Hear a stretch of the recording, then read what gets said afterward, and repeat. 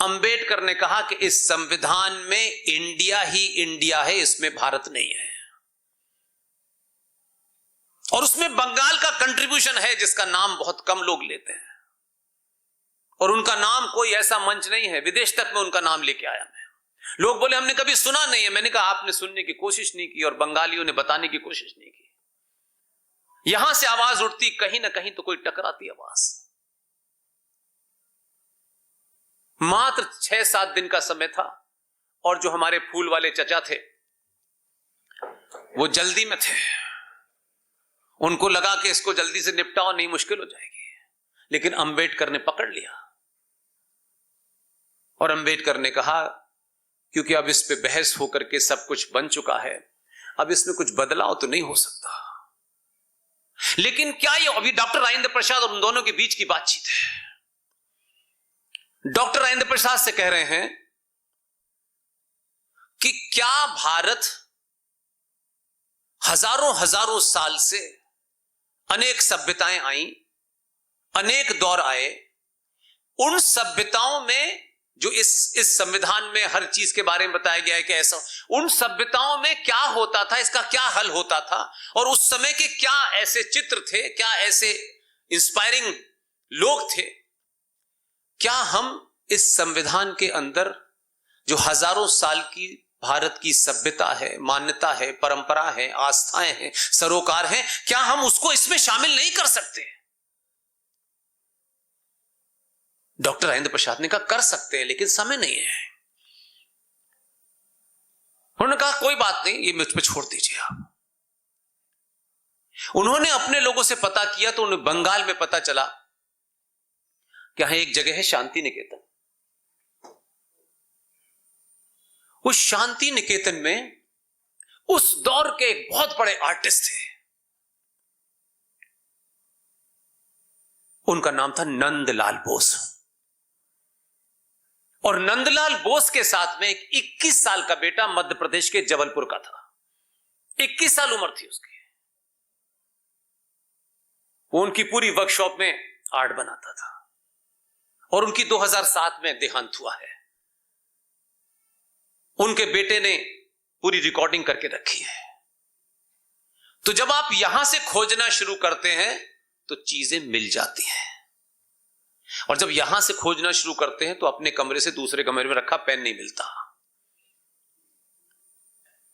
नंदलाल बोस को बुलाया, वो अपने साथ में एक 21 साल के उस बच्चे को लेके आए जिसका नाम था राम मनोहर सिन्हा।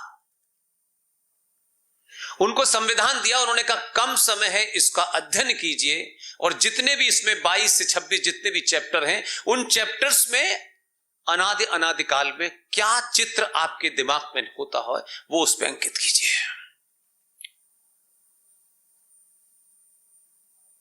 और उस 21 साल के बच्चे की जब भी मैं बात करता हूं, कोई 100 बार जिक्र कर चुका हूं, लेकिन मुझे जब भी बात करता हूं तो मुझे लगता है आज 21 साल का बच्चा और उस समय के 21 साल का बच्चा, कितना बड़ा फर्क है। दिन उतने ही थे, दिन इसमें भी आज भी उतने ही है। उसी संविधान के पहले पृष्ठ पर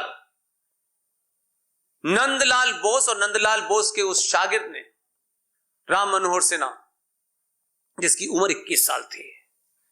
आज तो आरएसएस पे आरोप लगा दो, हिंदूवादियों पे आरोप लगा दो, विश्व हिंदू परिषद पे, किसी पे भी आरोप लगा दो। न संविधान के बनाने में आरएसएस थी, न बीजेपी पैदा हुई थी, न जनसंघ थी, कोई हिंदूवादी नहीं था जिसे आप आज की डेट में कहते हैं। वो जो चित्र बने हैं, उन चित्रों में जहां के मेरे साथी हैं ओम नरेश यादव, बनारस में एक जगह है जिसका जिक्र आपने बहुत सुना होगा, ज्ञान व्यापी, है ना। देखिए, शब्दों के बारे में मेरी अपनी रिसर्च यह है, शब्दों की उत्पत्ति आपकी धार्मिक, सांस्कृतिक मान्यताओं, परंपराओं से उत्पत्ति होती है। शब्द ऐसे ही नहीं बन जाते। बनारस में है एक जगह ज्ञान व्यापी मस्जिद। अब आपको कॉमन बात लगती होगी, मुझे यह समझ में नहीं आया कि मस्जिद से ज्ञान का क्या संबंध है। मस्जिद शब्द से ज्ञान का क्या संबंध? कोई संबंध नहीं है। उसी ज्ञान व्यापी मस्जिद से पीछे की तरफ आप लोग गए नहीं है, मेरा बहुत जाना हुआ है, शिवलिंग बना हुआ है, कोई 450 साल पुराना है। भारत के संविधान पर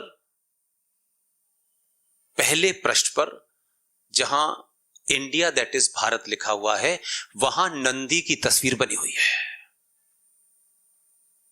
भारत के संविधान के 5वें पृष्ठ पर ये कुछ लोग, भाईजान हमारे, छोटे भाई का पजामा, बड़े भाई का कुर्ता, ये बता रहे थे कि राम जब पैदा नहीं हुए थे तब पैदा नहीं हुए थे। कोई राम काल्पनिक बता रहा है, कोई राम का सर्टिफिकेट मांग रहा है। जिनको अपने बाप का पता नहीं है वो राम का सर्टिफिकेट मांग रहे हैं, वो मांग रहे हैं, और हमारे लोग देने पे लगे हुए हैं।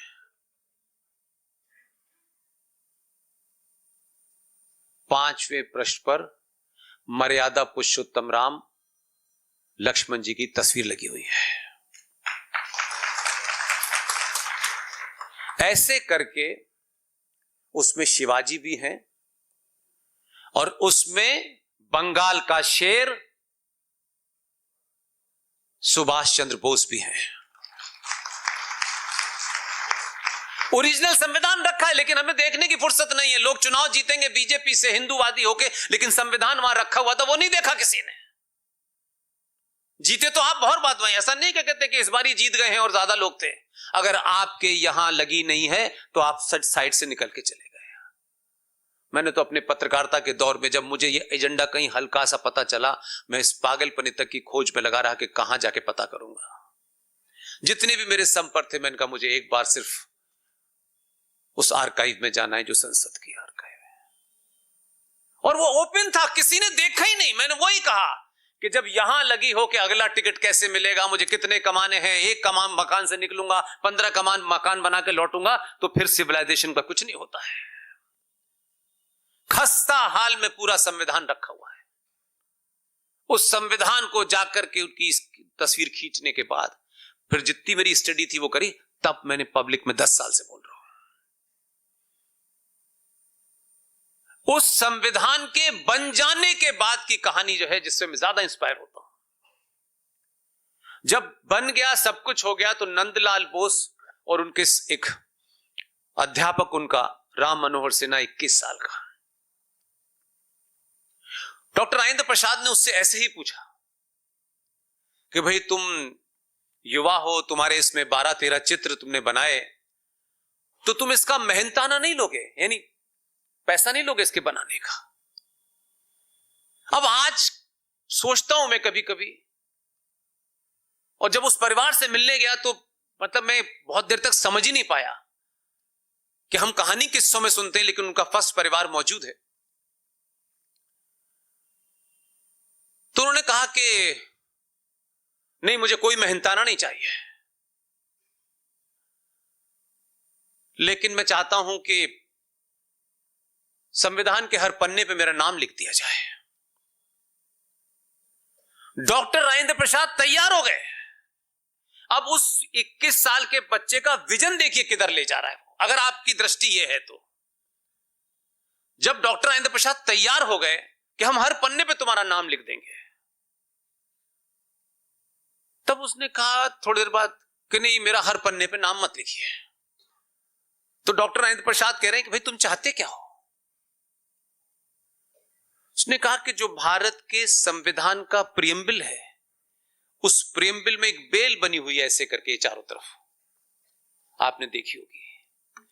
इसके पहले पृष्ठ पर सिर्फ मेरे नाम का राम लिख दीजिए।